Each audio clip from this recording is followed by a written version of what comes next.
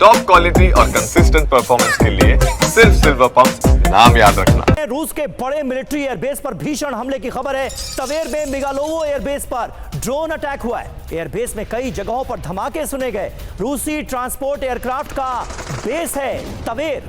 Border से 1300 kilometre दूर यूक्रेनी अटैक की ये तस्वीरें देखिए।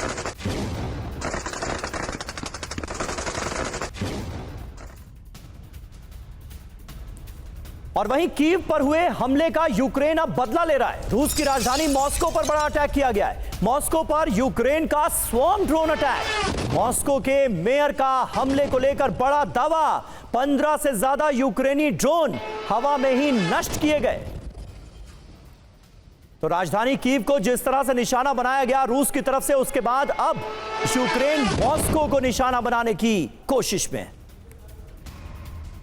और रूस के 13 प्रांतों पर एक साथ ड्रोन अटैक अंजाम दिए गए। तुला, ब्रियांस्क और कलुगा में ड्रोन से हमला हुआ।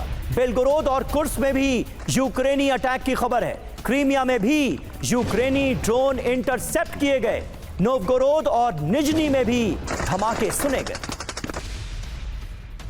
तो यह है यूक्रेन का बदला। मॉस्को पर हमला। मॉस्को पर यूक्रेन ने स्वॉर्म ड्रोन अटैक किया। मॉस्को में 15 से ज्यादा यूक्रेनी ड्रोन्स को इंटरसेप्ट किया गया। ड्रोन हमले के बाद मॉस्को में एयर रेड अलर्ट। मॉस्को के 2 एयरपोर्ट्स पर उड़ानें रोकनी पड़ी। तवेर में रूसी मिलिट्री एयरबेस पर भी हमला किया गया। रूस के मिगालोवो एयरबेस पर भी अटैक किया गया है।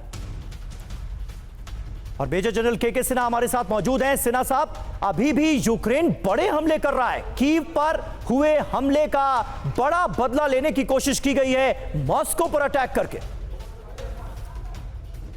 देखिए समीर साहब, इन चीजों को थोड़ा हम इस संदर्भ में लें जी। जब इस्कंदर मिसाइल मारता है तो 3000 किलोग्राम का मिसाइल अटैक होता है और उसकी मारक क्षमता और उसकी डिस्ट्रक्शन पावर, और आप तकरीबन 5-6 किलो के छोटे ड्रोन से हमला करते हैं। तो देखिए, ऑप्टिक के लिए तो बहुत बड़ी बात है कि तवेर एयर बेस में हमला कर दिया। मॉस्को में हमने स्वयं ड्रोन्स मार दिए। उसको आपने देखा होगा, 600 स्वयं ड्रोन्स आए थे भारत की सीमाओं के, और किस तरह से आप उसको गन से मार गिराया। आपने छोटे गनों से लगाया, L-70 को या जू हमने उससे मार गिराया। तो इसकी कोई बैटल फील्ड में नहीं है। ऑप्टिक बहुत अच्छा है कि बदला ले लिया। आप अपने लोगों को मरवा रहे हैं, जमीन खोए जा रहे हैं, आपकी स्ट्रेटेजिक लोकेशंस कीव आपका क्या है, वहां पर देखिए ना विनाश कितना है। आप विनाश इतनी है, मोरल को अभी उन्होंने आपने बताया मॉस्को के अंदर स्वयं ड्रोन आया, उसके इन्होंने कहा कि पूरा का पूरा हमने मार गिराया। तो ये एक ऑप्टिक है। ऑप्टिक में नैरेटिव पैदा करना चाहिए। जो जेलेंस्की साहब कहते हैं कि हम ऑप्टिक से ये कर लेंगे, अभी तो उन्होंने डिसाइड कर लिया कि 4 महीने हम और करेंगे। यदि मॉस्को का ऐसा डिटर्मिनेशन है तो पूरा कारखीप चला जाएगा। ये जो आप बार बार करते थे कर्माटोरस, ये सब जो सेलेडोर का इलाका है, प्रक्रोवस, ये पूरा स्विंग करेगा निप्रो की तरफ जी। तो आप यदि अपने 20% से 30-40% अपनी जमीन को और ये ऐसा नहीं होगा, ये फ्रोजन कॉन्फ्लिक्ट है, इनके पास रह जाए, कितना जोर लगा लें आप, कितने ड्रोन करेंगे।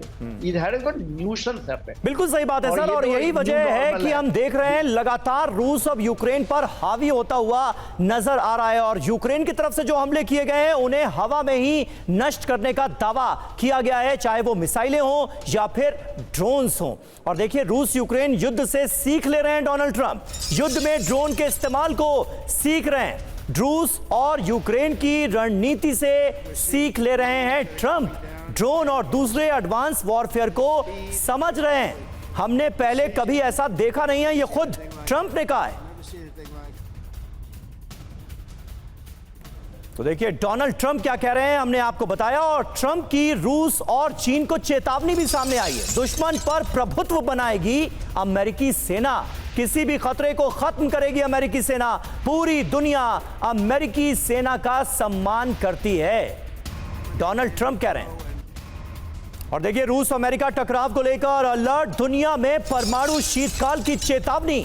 अमेरिकी वैज्ञानिकों के ग्रुप की रिपोर्ट में यह दावा हुआ है, महायुद्ध से तबाह हो सकता है पृथ्वी का वायुमंडल। वैज्ञानिकों की न्यूक्लियर विंटर सिनेरियो रिपोर्ट दरअसल सामने आई है और उसमें इन्हीं बातों का जिक्र है।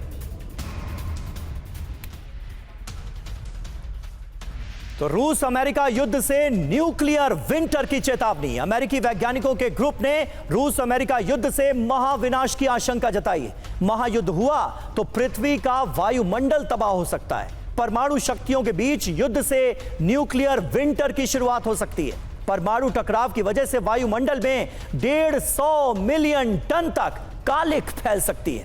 तापमान में 15 डिग्री सेल्सियस से ज्यादा की गिरावट आ सकती है। तापमान कम होने पर बारिश में 70% तक कमी आ सकती है, ये इस रिपोर्ट में कहा गया है।